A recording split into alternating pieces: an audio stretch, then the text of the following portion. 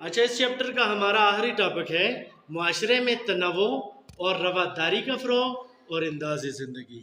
देखें जी, बार बार हम तनव्वु ये पढ़ चुके हैं, डाइवर्सिटी जिसको कहते हैं, कि इस मुआशरे में कोई भी मुल्क ऐसा नहीं है जिसमें सारे मुल्क में एक ही मज़हब हो, एक ही रिवायत हो, एक ही सोच हो। ऐसा मुमकिन भी नहीं है और ऐसा होना भी नहीं चाहिए, क्योंकि इख्तिलाफ राय भी होता है, मज़हब भी मुख्तलिफ होते हैं और सकाफ़तें भी, रहन सहन भी।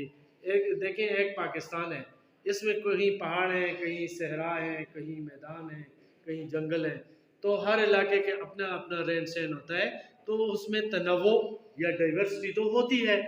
अब इंसान कायनात में अशरफुल मखलूक़ात हैं, यानी इंसान अल्लाह की बेहतरीन तहलीक है।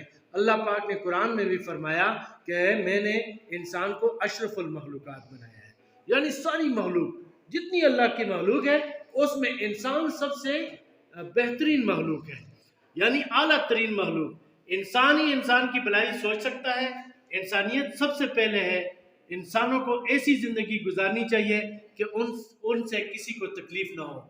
मुसलमान का भाई है, इस्लाम तो हमें ये कहता है। इसी तरह कुरान जो है सारे इंसानों को मुखातब करता है। कुरान में कई जगहों पे आप देखें या अय्युहन नास कहा गया है, कुल आउज़ बिरब्बिन नास कहा गया है, कोई या अय्युहल मुस्लिमीन भी कहा है, किसी जगह या अय्युहल मोमिनून भी कहा, लेकिन या अय्युहन नास यानी पूरे इंसानों को भी मुखातब किया है कुरान ने।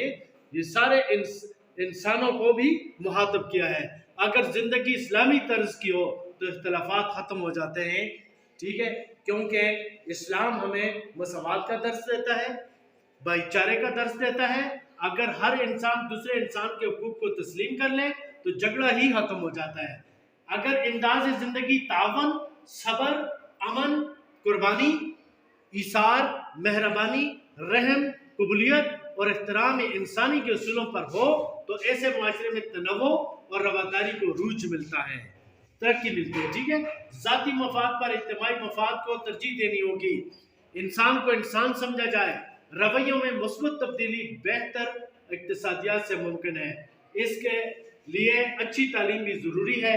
तालीम इंसान को इंसान बनाती है और इंसानियत की खिदमत सिखाती है। अजीम मुफक्कर ये लास्की जो है इसने कहा था कि अच्छे निज़ाम तालीम और ज़राए इब्लाग यानी मीडिया की आज़ादी से इक़्तिदार परवान चढ़ते हैं, ठीक है, और एक दूसरे को बर्दाश्त किया जाता है। इसी तरह अंदाज़ ज़िंदगी अच्छाई और नेकी पर मुश्तमिल हो।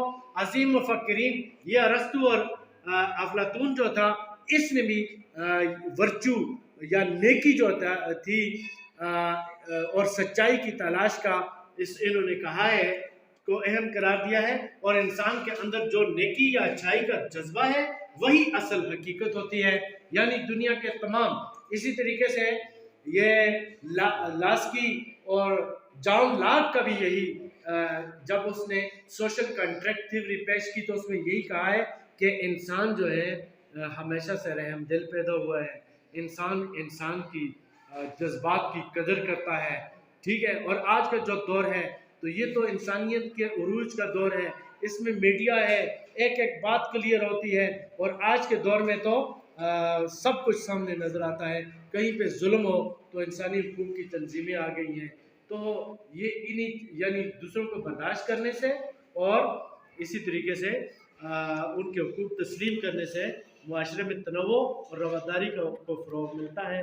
हमने अपने अंदाज़ ज़िंदगी ऐसा करना है कि किसी को तकलीफ़ ना हो, ठीक है, मिलजुल कर हम रहेंगे, क्योंकि ये दुनिया की हमारी ज़िंदगी आर्जी है। इसमें बड़े बड़े फ़िरौन आए और चले गए, ठीक है, और बाकी जो चीज़ें रह जाती हैं वो इंसान की अच्छाइयाँ रह जाती हैं। ठीक है जी, आज का हमारा यही टॉपिक था और ये इस चैप्टर का आखिरी टॉपिक।